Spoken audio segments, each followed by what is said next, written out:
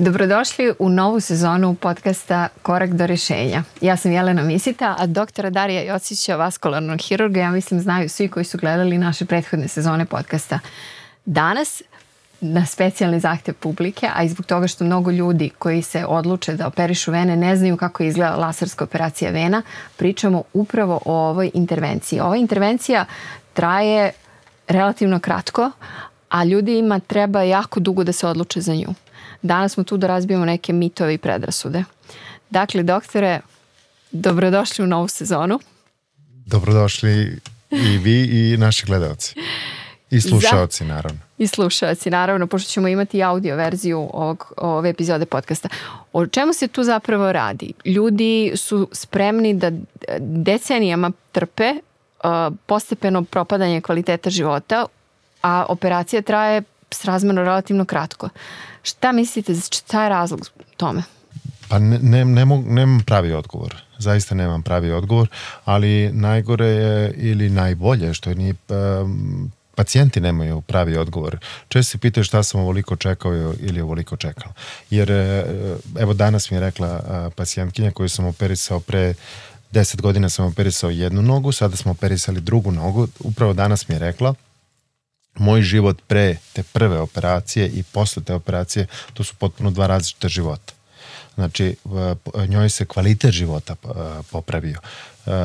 I ja to često kažem pacijentima. Ova procedura nije za spas života, nego za kvalitet života. Da bi sve bilo lakše, da bi bilo bolje i da bi jedan veliki problem sa kojim pre svega ležu uveče i ustaju ujutru otpisali. Znači, precrtali sa liste.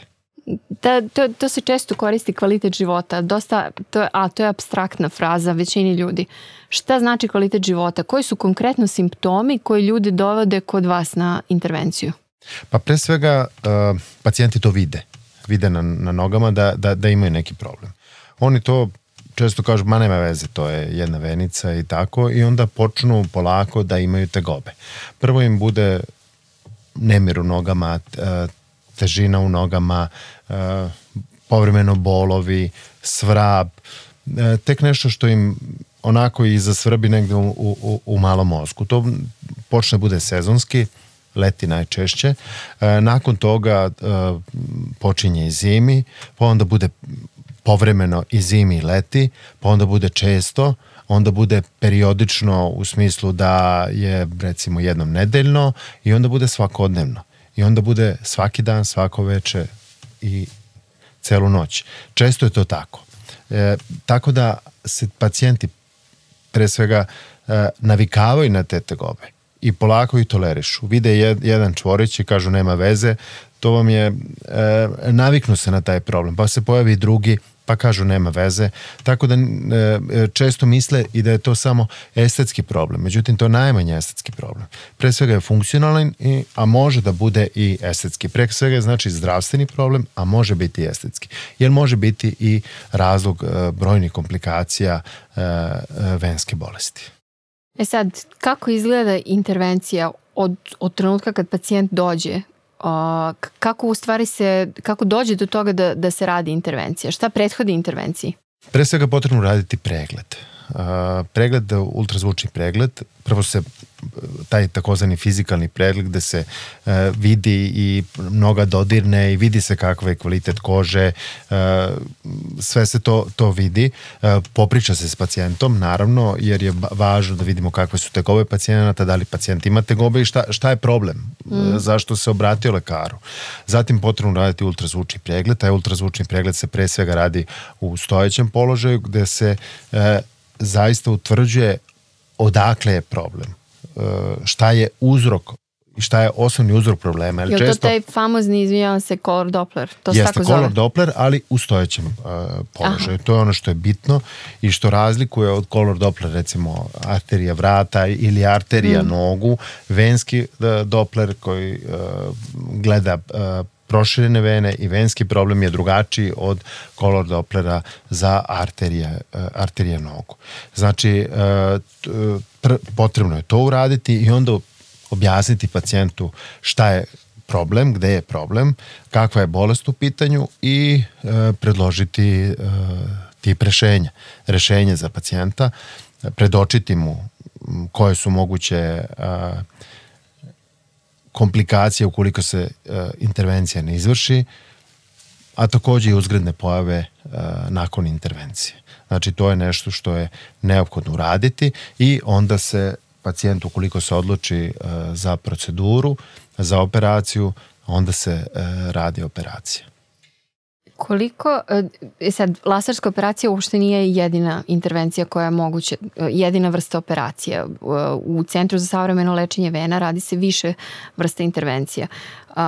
Radi se intervencija medicinskim lepkom, radi se intervencija, kako se zove, radiofrekventna ablacija. To je isto kao i laserska operacija vena, takozvana termalna ablacija, gde se toplotom vena zatvara.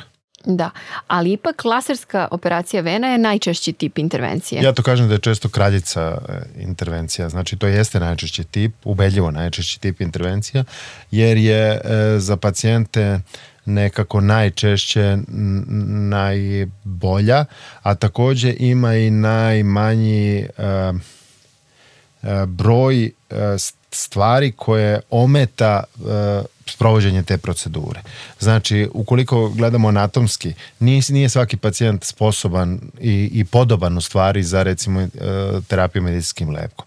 A za lasersku operaciju je, recimo, skoro svako podoban. Tako da, u tom smislu je ta operacija zaista, kako bi ja rekao, najčešća u opusu svih vaskularnih i svih fleboloških, u stvari, centara u svetu. Svakako laserska operacija vene je ono što zaista raste. Što se tiče toga ko sme, ko ne sme, znači praktično smeju svi, osim trudnica. To je jedna od apsolutnih kontraindikacija su trudnice, a ostalo postoji neke relativne kontraindikacije, ali su to vrlo retke. I odlučuje se naravno uvek na individualnom nivou. Svaki pacijent je osoba za sebe. Jeste, apsolutno. Šta je to što pacijent treba da uradi pre nego što dođe na intervenciju? Dakle, nakon tog pregleda kolor Dopplerom u stojećem stavu, šta je sledeći korak kad dođe na intervenciju? Da li on treba nešto da ponese sa sobom? Da li šta se radi na licu mesta? Pa u našem centru dobije pisano uputstvo kako treba da se pripremi.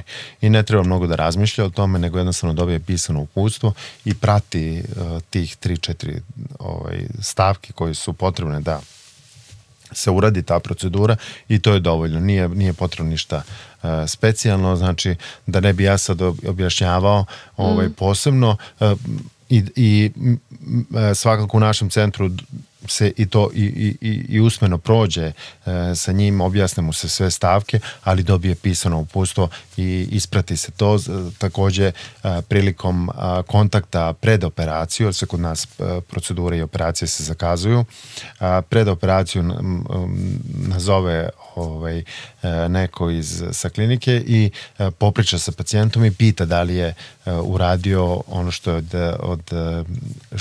šta je sa spiska za pripremu za operaciju, tako da to nije komplikovano. Tako da u principu nemamo problem sa tim.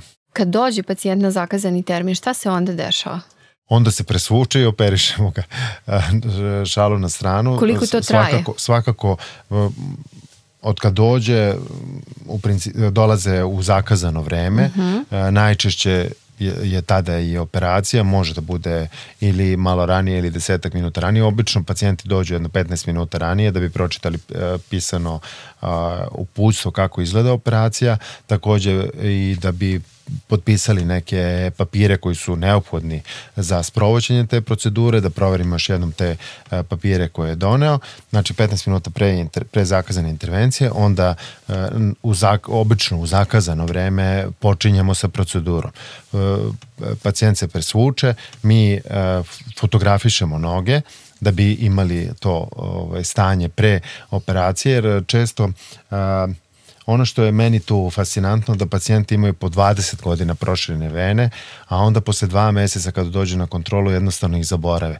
Jednostavno, kada im pokažemo slike kakve su bile noge pre operacije, oni budu jednostavno ovako začuđeni šta su oni to imali, kako je to izgledalo i vrlo su zadovoljni najčešće sa postoperativnim rezultatom. Što je veći problem, veće je zadovoljstvo. To je nekako nepisano pravilo. Zatim uradimo ponovo taj brzi kontrolni ultrazvuk gde uradimo označavanje vena i mesto ulaska tog lasera i neke tehničke detalje odradimo, obeležimo vene koje ćemo operisati i onda idemo u operacijnu salu. Tada uradimo tu sterilnu pripremu operativnog polja i u svo to vreme mi razgovaramo, normalno komuniciramo sa pacijentom. Znači, ne uspavljuje se pacijent, ne daje mu se nikakva dodatna terapija, nego se procedura radi u lokalnoj anesteziji. Kada mi to uradimo pripremu operativnog polja da možemo da izvršimo operaciju, onda se prvo se daje anestezija, pa se onda malo operiše, pa se opet daje anestezija, pa se malo operiše i u principu procedura za jednu nogu traje oko 30 do 45 minuta, a za 2 noge kad radimo od 40 minuta do sat vremena. Tako je, to je najčešće. Nekada je malo kraće, nekada je malo duže, ali u principu to je najčešće vreme. Nakon operacije mi oblačimo pacijentima čarape, oni se prošetaju kroz nas 10 minuta, proverimo pre odlaska pacijenta, proverimo kako to sve izgleda, onda ih pustimo kući i sutradan je kontrola. Taj dan, posle operacije se malo više šetaju. To je ono što tražimo od njih i to je neobično važno zato što da ne bi dobili komplikaciju nakon operacije. Ova operacija je superiorna u odnosu na sve procedure, pre svega zato što ima niži nivo komplikacija i tih neposredno postoperativnih i udaljeno postoperativnih i taj lakši postoperativni tok. Znači, pacijent se šeta i to je neobično važno da bi se sprečile eventualne komplikacije. Taj dan se šeta i sutradan malo više, a posle sve manje više normalno. Sutradan dolazi na kontrolu, mi proverimo kako to sve izgleda, uradimo kontrolni Doppler, objasnimo pacijentu šta će dalje raditi, onda sledeća kontrola za 7 dana, ponovo uradimo sve to, ponovo objasnimo pacijentu, najčešće da pacijenti više ne nose čarape ili predložimo da nose još malo duže i to je to. Na 2-mesečnoj kontroli je slično, tako da ništa komplikovano. Ništa komplikovano, ja samo da se vratim na onaj deo oko anestezije. Da li ovo boli? Znači... Pa ne mogu da kažem da je to najprijatnije iskustvo na svetu, ali su iskustva razna. Često su pacijenti uplašeni da će to boleti Bog zna koliko i mi počnemo, oni kažu pa dobro, to nije ništa. To je najčešće. Tako da to je najčešći povratni efekat koji ja dobijam od pacijenata. Nije to neki, to su jednostavno ubodi iglom. Nije, opet kažem, najprijatniji deo u životu, ali je to najjednostavniji način da se problem reši. Tako da to, ali ne traje dugo.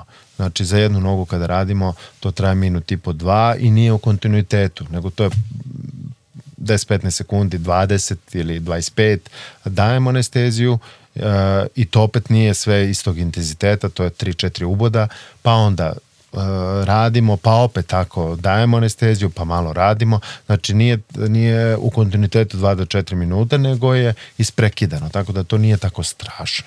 I ta količina anestezije, to je, čula sam, anestezija koja je kao za uklanjanje mladeža ili za vađenje zuba. Količina anestezije realno je mala, zato što je to rastvor lokalnog anestetika u rastvoru za infuziju. Znači, realno količina, koncentracija je mala, tako da to ne peče kao kada se daje čist lokalni anestetik, nego se tu pravi specijalni rastvor za takozvanu tumescentnu anesteziju, koji je praktično rastvor za infuziju, ništa komplikovano.